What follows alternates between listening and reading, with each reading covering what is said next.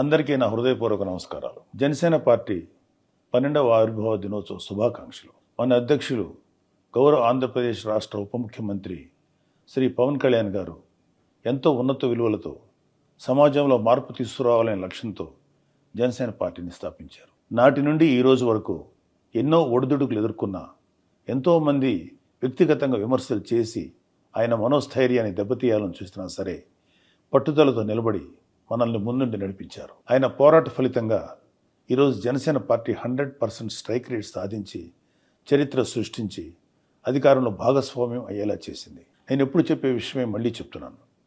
అధినేత ఒక నిర్ణయం తీసుకుంటే దాని వెనుక ఎంతో బలమైన ఆలోచన, భవిష్యత్ ప్రణాళిక ఉంటుంది. ఒక జన సైనికుడిగా ఆయన ఆదేశాలు పాటించడమే మన కర్తవ్యం.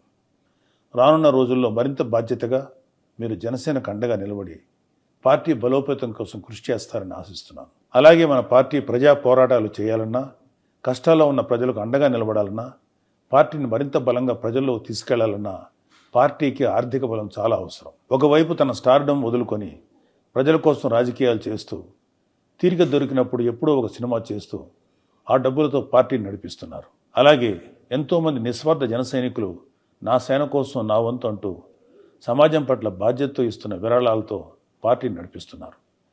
డబ్బు మీద ఆశ లేని వ్యక్తి మన నాయకుడు పవన్ కళ్యాణ్ గారు. ఆయన సంపాదనలో అధిక భాగం కష్టాల్లో ఉన్న వారి కన్నీరు తుడవటం కోసం వెచ్చించిన గొప్ప వ్యక్తి.